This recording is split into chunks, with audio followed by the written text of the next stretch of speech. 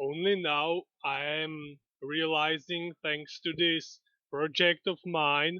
that I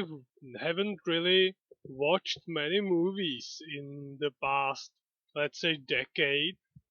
and I've distanced myself from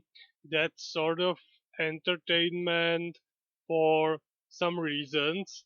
that I'm obviously not going to go into here because it would defeat the sole purpose of me recording myself and even uploading these videos. But as I was thinking about next topics that I would like to cover, I realized that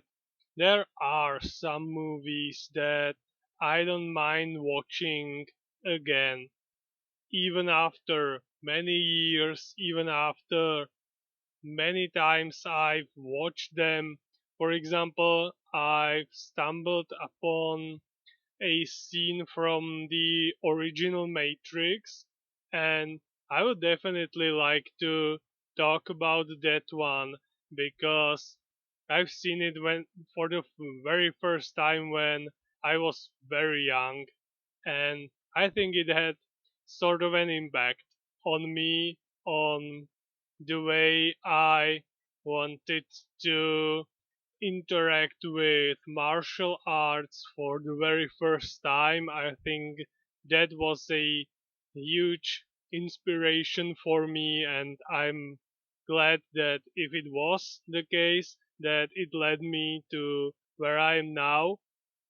I've also used to watch the old Chinese kung fu movies like Enter the Dragon and 36 Chambers of Shaolin, which obviously now when I look at them after almost 13 years of practicing a martial art myself and going to the gym, they are very different than what I've seen in them so many years ago. There was also a movie called Kung Fu Hustle, which is one of the most hilarious things I've ever seen. Also, Kung Pao, which was on a similar basis with some of the most hilarious scenes that I've ever experienced. So I just noticed that it's not as bleak and dark in the area of movies, considering my rather strict rules by which I am going to interact with any topic that I might cover in the future. And that made me, again, a little bit more positive, little bit more optimistic, slightly happier, and that is something that I really wanted to achieve thanks to these recordings alongside my never ending quest for improving my sorry state of English. And I think I'm at least on the right track so far. Now I think I've stumbled over my words long enough, so I like to continue with the 12 tasks of Asterix and the next 10 tasks that I haven't covered in the previous video. They succeeded in the javelin throw, and their next task is to defeat a German martial artist who learned to fight in a distant land. We get a hilarious introduction of him through this giant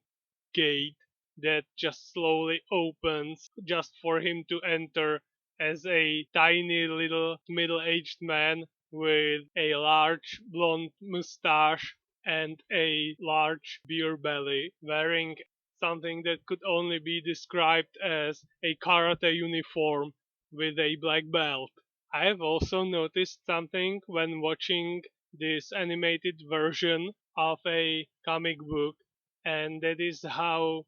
extremely expressive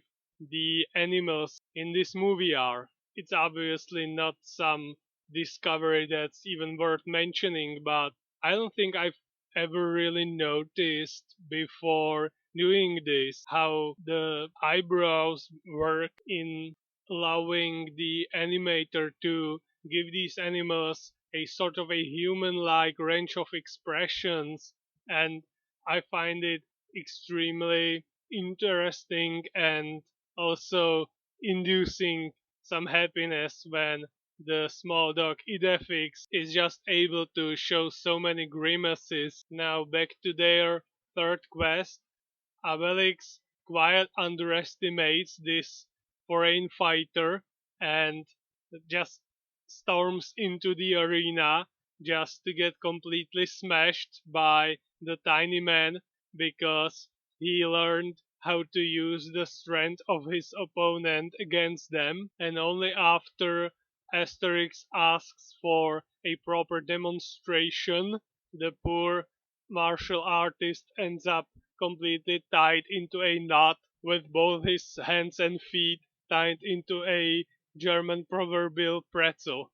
Meanwhile, Caesar finds out that they have successfully completed 3 tasks so far, but he doesn't seem to be perturbed in the slightest because their next task is to deal with the priestesses of the Isle of Pleasure, which he reveals with a rather maniacal laughter. The task our friends are presented with is just to simply cross a lake, which they find rather simple because of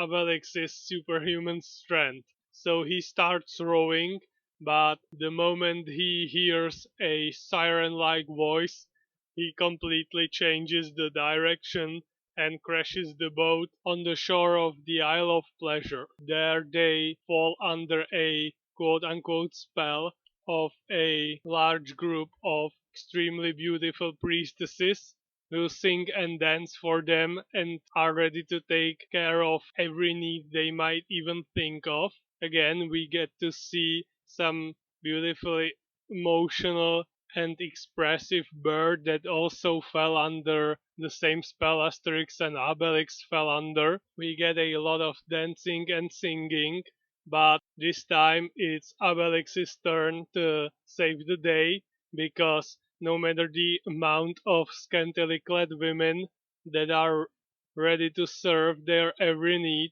if the only food that they are serving them are nectar and ambrosia and there are no roasted wild boar, that's just not something that Obelix is willing to accept. So when he finds out about this, he just storms out, completely shaking off the effect of the priestess's spells and singing, grabs Asterix, and just swims across the lake to the destination of their next quest. In front of the temple where their next opponent resides, we see many quite interesting and strange things happening. Men think that they are birds and can even fly in the air, and they find out that their next task is to survive the gaze of an Egyptian sorcerer. Asterix decides to undertake this challenge, and in a battle of wills and wit, he is able to turn the hypnosis of this Egyptian against him when he tried to turn Asterix into one of the animals that the ghosts might like, which is a boar, and in the end he asks Asterix to repeat a sentence, "You are a boar, you are a boar, you are a boar," which Asterix confirms and reaffirms with, "Yes, you are a boar, you are a boar," and that with a series of other interruptions and taunts causes the hypnosis to go haywire and backfire against the sorcerer, which in turn makes him behave like a wild boar. Their next task is an obvious challenge to Obelix and is his biggest forte outside of fighting, and that's eating. They are tasked with eating everything a Belgian chef prepares for them. He starts rather tamely with a flock of sheep and camel and other animals, and before a skip we see him carrying an entire elephant with a stuffing. Unfortunately, it turns out that he wasn't Obelix's opponent to begin with, and after the scene, we see him fleeing his restaurant, crying that they made him go bankrupt. Their next task is to go through an extremely scarily looking cave called the Cave of the Beast, and supposedly no one who's ever entered that cave survived and came out. The entrance is a large mouth with sharp teeth, and the entire place is situated as a horror haunted house where skeletons point them in the right direction, ambient noises, weird eyes floating around them, and we get to hear one of the famous golf phrases that the only thing they fear is that the sky will fall on their head.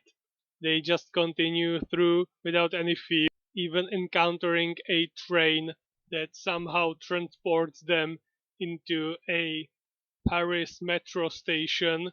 and then back in a span of a few seconds. Then they finally encounter the beast, which we don't see, and then it cuts to a new place in Rome where they meet with their referee who asks, "How was the beast?" and Obelix answers, "Very tasty." Well, that's for today, and I'm going to finish with the 12 tasks in the next one.